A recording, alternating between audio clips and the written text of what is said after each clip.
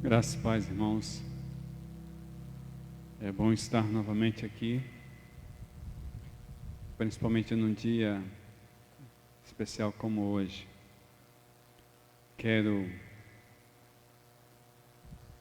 já começando, dando meus parabéns aos aniversariantes da semana. No dia 5, Bismarck. Amanhã, no dia 8, a pastora Adailton. No dia 10, Paula. Viu, Paula? Parabéns. No dia 11, a irmã Maria das Graças.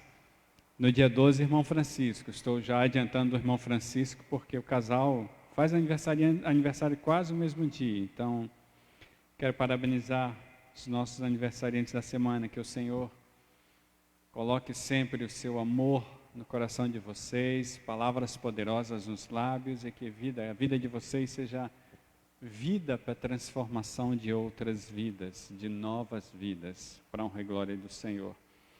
A gente caminha, a gente está na primeira carta do apóstolo Paulo aos Coríntios, capítulo 5, nos versos 7 e 8.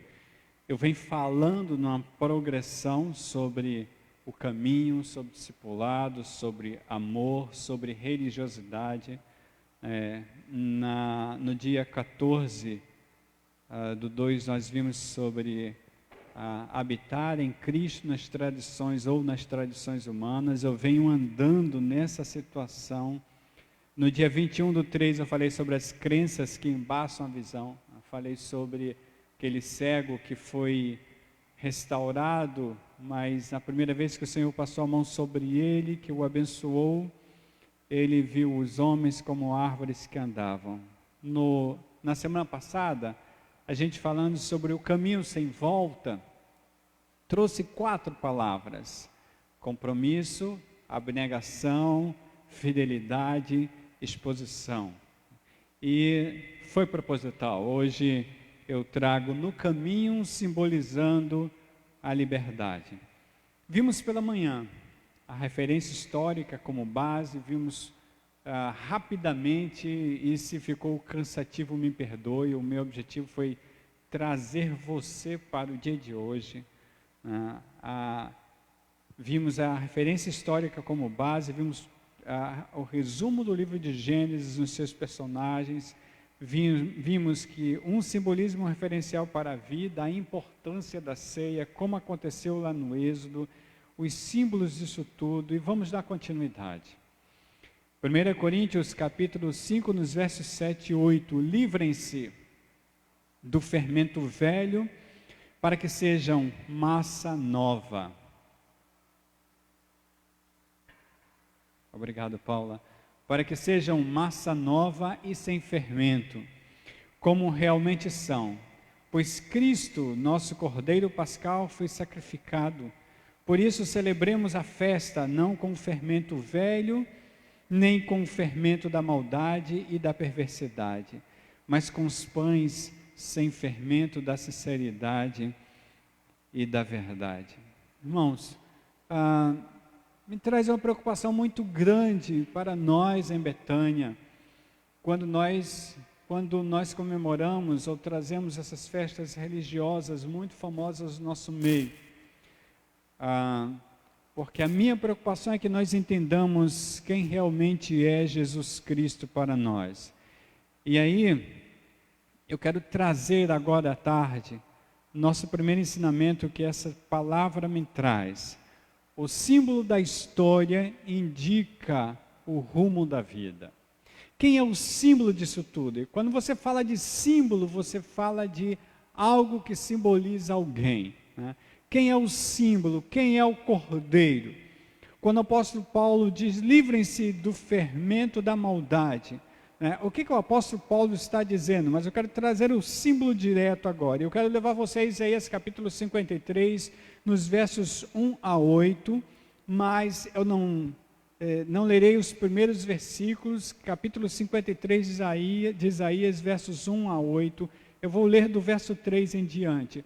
Quando Isaías descreve o Messias, o servo sofredor, foi desprezado e rejeitado pelos homens, um homem de dores e experimentado no sofrimento, como alguém de quem os homens escondem o rosto.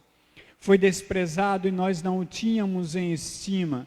Certamente ele tomou sobre si as nossas enfermidades e sobre si levou as nossas doenças. Contudo, nós o consideramos castigado por Deus atingido e afligido, mas ele foi traspassado por causa das nossas transgressões, foi esmagado por causa de nossas iniquidades. O castigo que nos traz a paz estava sobre ele. E pelas suas feridas, outras traduções diz pisaduras, fomos curados, fomos sarados. Todos nós, como ovelhas, nos desviamos, cada um de nós se voltou para o seu próprio caminho. E o Senhor fez cair sobre ele a iniquidade de todos nós. Ele foi oprimido, afligido, e contudo não abriu a sua boca. Preste atenção no verso 7. Ele foi oprimido, afligido, e contudo não abriu a sua boca. Como um cordeiro, foi levado para o matadouro, e como uma ovelha que diante dos seus tosqueadores fica calada. Ele não abriu a sua boca. Com julgamento opressivo ele foi levado, e quem pôde falar dos seus descendentes? Pois ele foi eliminado da terra dos viventes por causa da transgressão do meu povo, ele foi golpeado. Essa é a descrição do cordeiro. Essa é a descrição daquele que foi revelado por Gabriel, pelo anjo Gabriel a Maria, logo depois a José. É exatamente a revelação do Senhor que vem a José em Mateus capítulo 1, nos versos 19 a 21, quando o anjo diz a José que estava pensando em não desposá-la mais por causa da possível vou repetir, irmãos. Por ser José, seu marido, um homem justo, não querendo expô-la, era a palavra que eu queria trazer, a desonra pública, pretendia anular o casamento secretamente.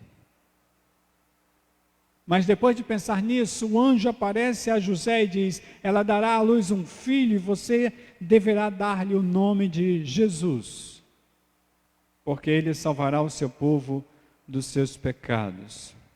É esse mesmo cordeiro que de repente diante de seu primo João Batista, João simplesmente em João capítulo 1 no verso 29 diz: é o cordeiro de Deus que tira o pecado do mundo.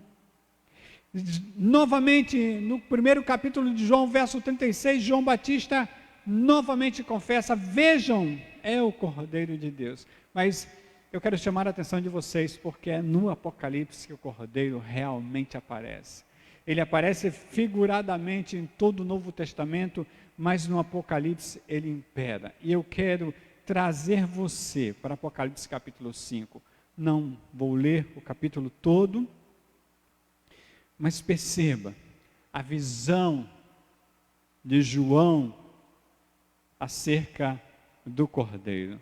Verso 3, João olha e existe um alvoroço no céu, né?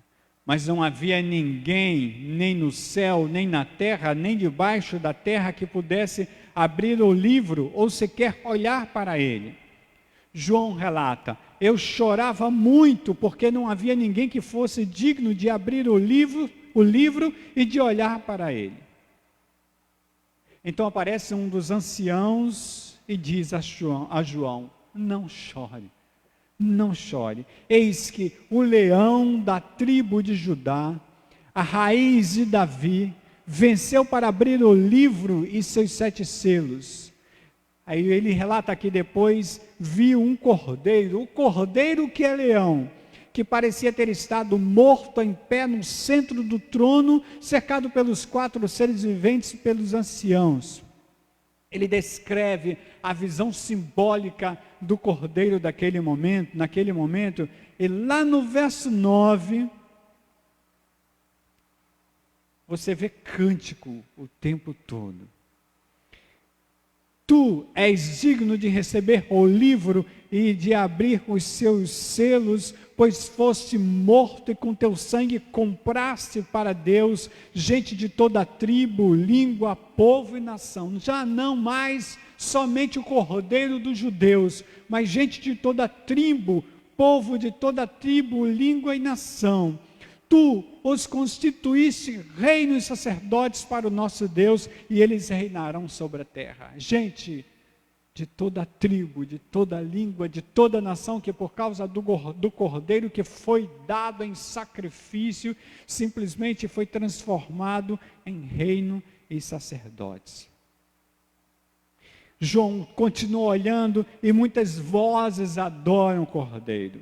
No verso 12 é cantado: digno é o Cordeiro que foi morto de receber poder, riqueza, sabedoria, força, honra, glória e louvor. No verso 13, aquele que está assentado no trono e ao Cordeiro, sejam o louvor, a honra, a glória e o poder para todos sempre. Esse é o Cordeiro. O mesmo Cordeiro que João Batista diz: eis o Cordeiro de Deus que tira o pecado do mundo. O Cordeiro prefigurado lá em Gênesis, quando o homem peca e que Deus mata o animal para simplesmente da pele dele fazer vestes para o homem, para cobri-lo.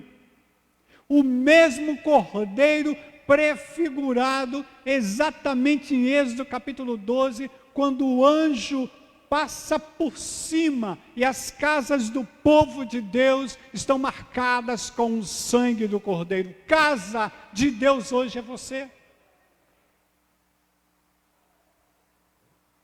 É assim que acontece. Eu queria levar você para Apocalipse capítulo 22, nos versos 12 a 14. Apocalipse 22, 12 a 14.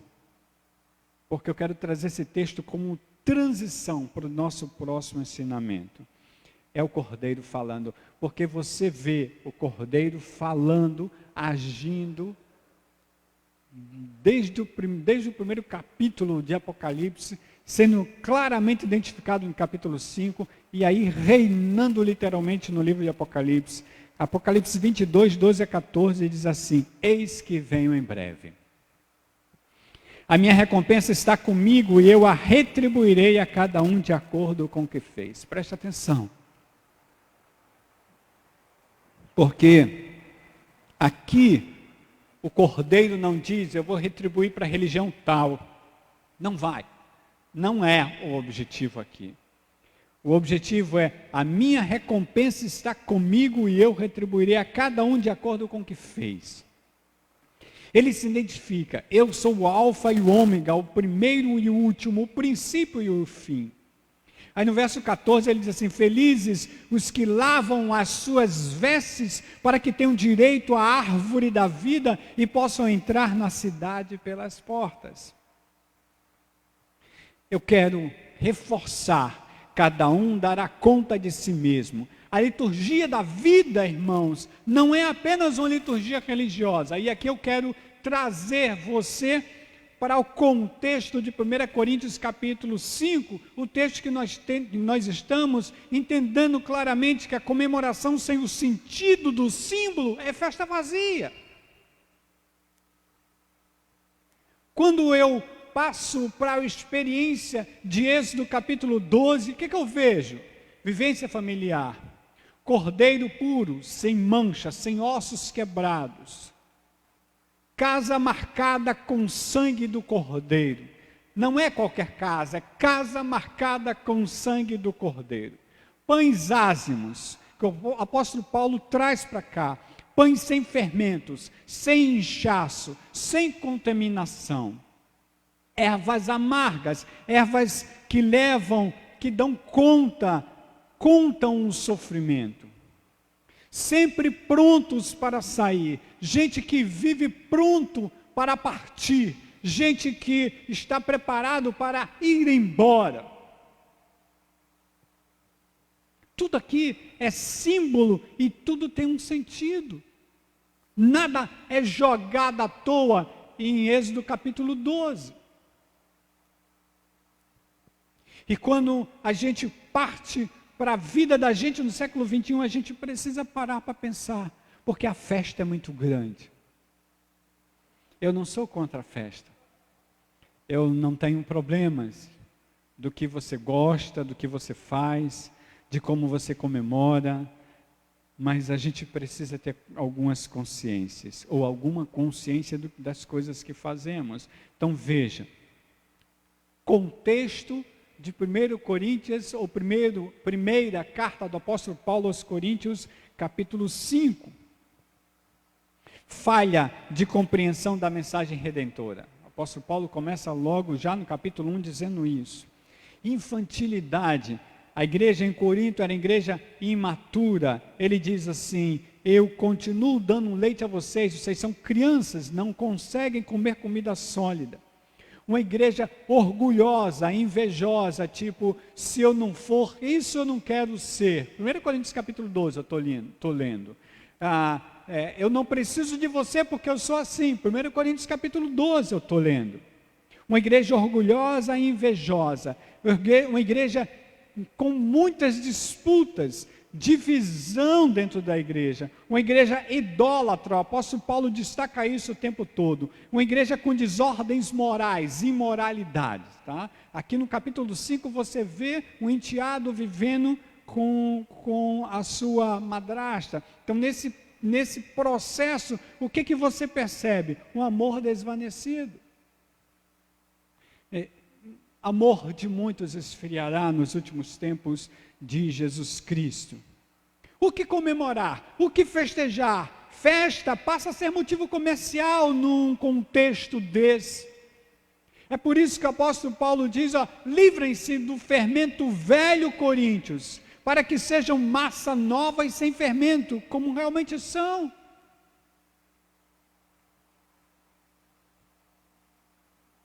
Livrem-se do fermento velho. Precisamos compreender essas coisas, irmãos.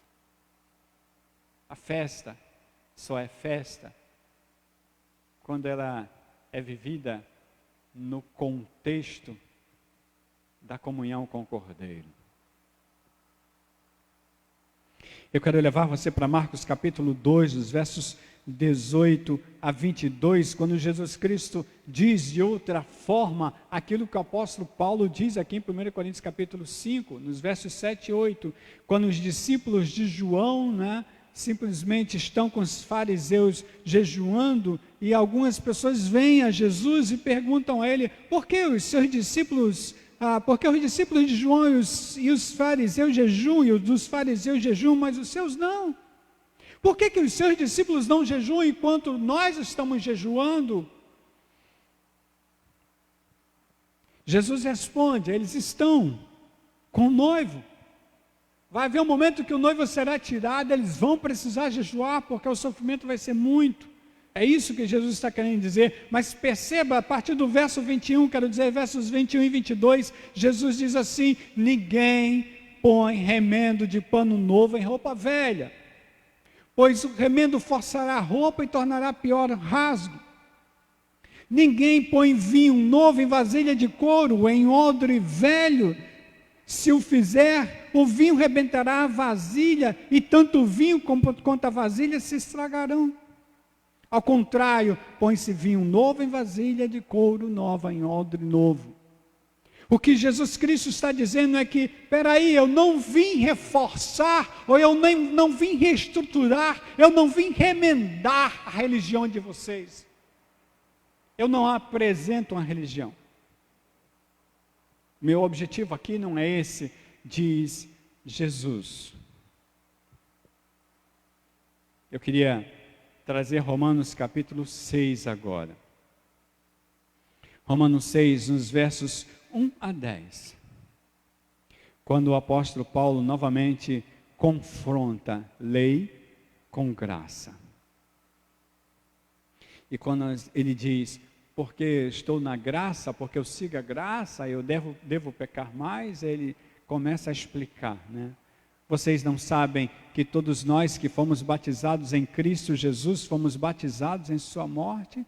Ele vem explicando, nós fomos sepultados na morte por meio do batismo, a fim de que assim como Cristo foi ressuscitado dos mortos mediante a glória do Pai, também nós vivamos uma vida nova, andemos em novidade de vida.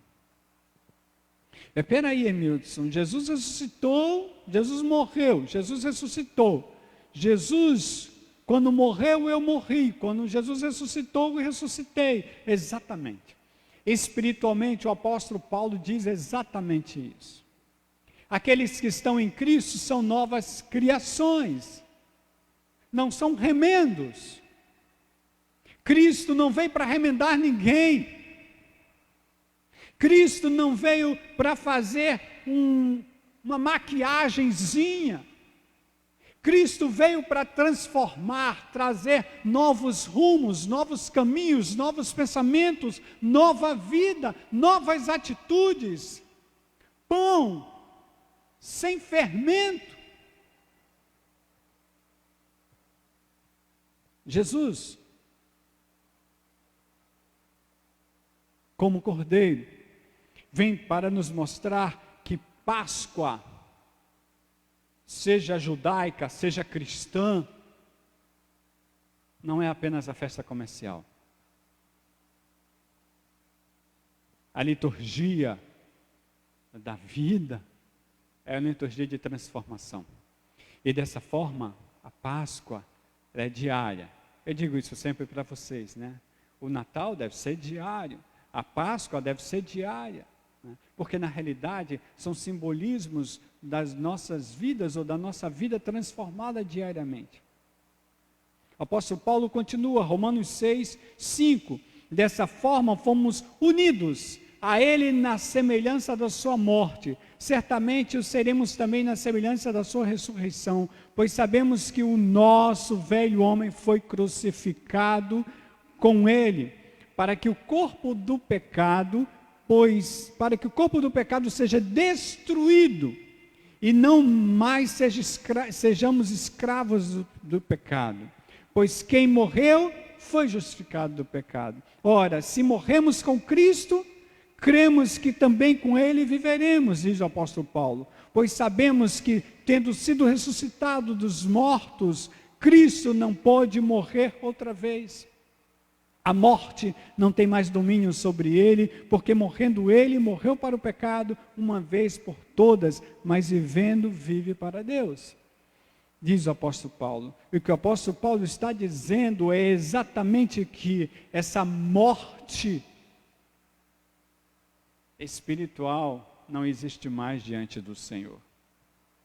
Quando Cristo morreu, que ressuscitou, ele, ao me unir a Ele, eu morri e espiritualmente eu vivo para sempre, ao lado dele. É dessa forma que o apóstolo Paulo simplesmente se manifesta. E se você andar um pouquinho mais em Romanos capítulo 6 aí, você vai ver como o apóstolo Paulo fala nos versos 11 a 14. Não permitam, por exemplo, no verso 12, não permitam que o pecado continue dominando o corpo mortal de vocês, fazendo que obedeçam os seus desejos. Não ofereçam os membros do corpo de vocês ao pecado como instrumento de injustiça. Antes ofereçam a Deus como quem voltou da morte para a vida. Ofereçam os membros do corpo de vocês a Ele como instrumentos de justiça, diz o apóstolo Paulo. Livrem-se do fermento velho, para que sejam massa nova e sem fermento, como realmente são. A imagem do fermento, como eu falei pela manhã, é uma imagem que incha, que pesa. A imagem do fermento levedando a massa funciona exatamente assim. Você põe a massa com o fermento ali e com pouco tempo ela vai inchando. De repente toda a massa está tomada, está levedada. E o apóstolo Paulo diz: Cristo é nosso Cordeiro Pascal. Ele foi sacrificado exatamente para isso. E aí veja como o verbo é no presente contínuo. No verso 8, eu estou em 1 Coríntios capítulo 5, verso 8. Por isso celebremos a festa.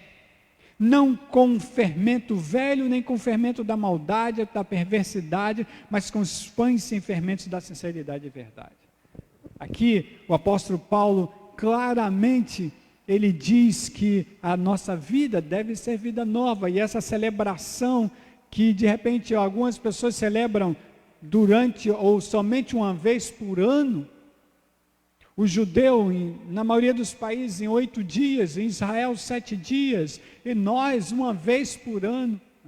De repente, essa celebração é diária, a Páscoa é diária, porque o Cordeiro Pascal já nos ressuscitou, Ele já colocou o seu sangue em nós, Ele já nos purificou. A casa que é meu corpo está literalmente marcada pelo sangue do Cordeiro. Deveríamos celebrar Páscoa todos os dias, e não religiosamente uma vez por ano. O comércio gosta muito disso, né? Principalmente em tempo de pandemia. Mas eu quero concluir. Eu quero levar você para João capítulo 13, nos versos 1 a 17. E lógico, não tenho tempo mais. Então, João 13, 1 a 17, quando um pouco antes da ceia, e aí eu estou falando do jantar da Páscoa, né? Jesus Cristo simplesmente, tendo amado os seus que estavam no mundo, amou-os até o fim. João relata isso no verso 1. Os versos 4 a 7 relata João que Jesus Cristo se levanta da mesa, tira a capa, coloca a toalha em volta da cintura, depois disso derrama água numa bacia, começa a lavar os pés dos seus discípulos, enxaguando-os com a toalha que estava em sua cintura. E você vê aquele ímpeto de Pedro: não, Senhor, não vai lavar meus pés. Jesus diz: se você não deixar lavar os seus pés, você não terá parte comigo. Aí Pedro diz: quero tomar um banho, lava o corpo todo, como somente Pedro sabia ser. Aí Jesus diz: vocês não estão compreendendo o que eu estou fazendo agora, mais tarde vocês entenderão. Mais tarde vocês entenderão. Eu quero andar. Verso 12. Quando terminou de lavar-lhes os pés, Jesus tornou a vestir a sua capa, voltou ao seu lugar, então perguntou: vocês entenderam o que eu fiz? Quem poderia entender no momento daquele?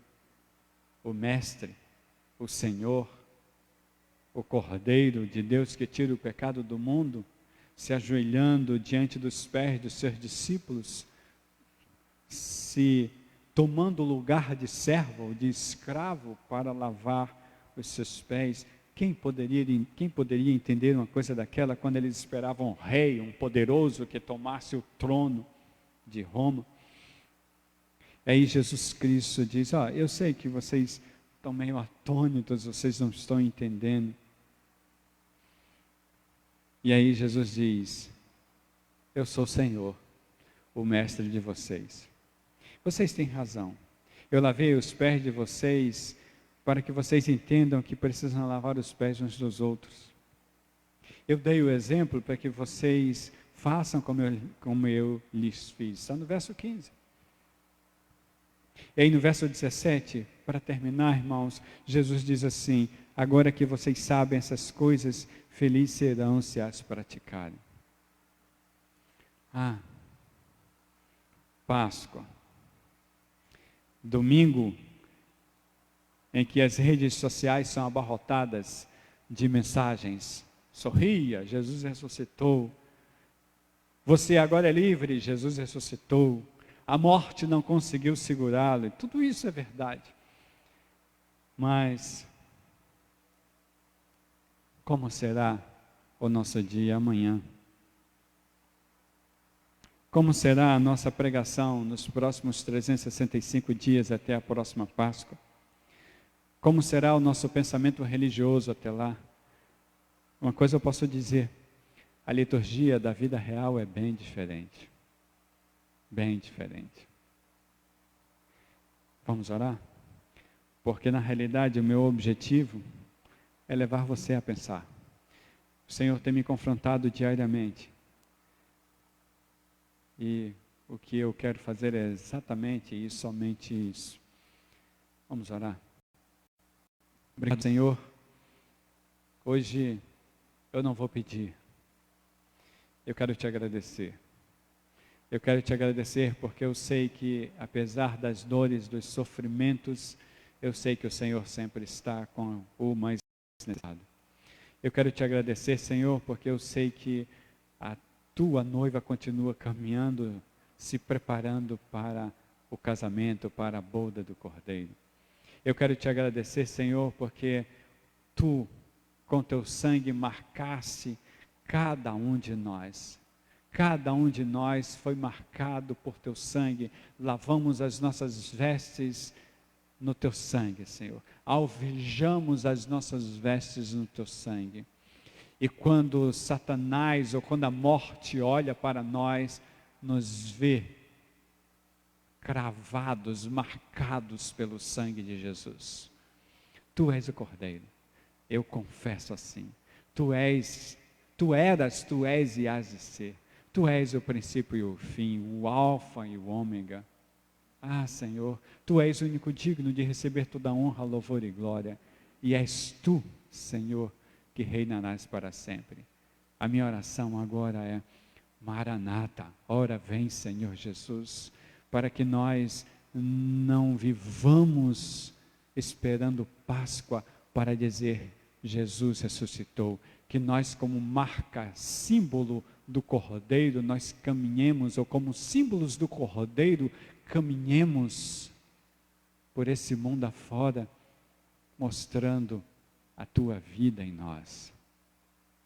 Que o Senhor tenha misericórdia de nós. Muito obrigado pela saúde que o Senhor derrama nesse país, Senhor. Eu faço isso pela fé. Muito obrigado. Eu oro no nome de Jesus. Amém. Que o Senhor te abençoe e te guarde. Que o Senhor faça resplandecer o rosto dele sobre ti. Para você que está me vendo agora, para você que me verá no futuro, a minha oração é que o sangue do Cordeiro seja marca na sua mente, no seu coração, para que você seja símbolo, testemunha no caminho dele para a honra e glória dele. Deus abençoe.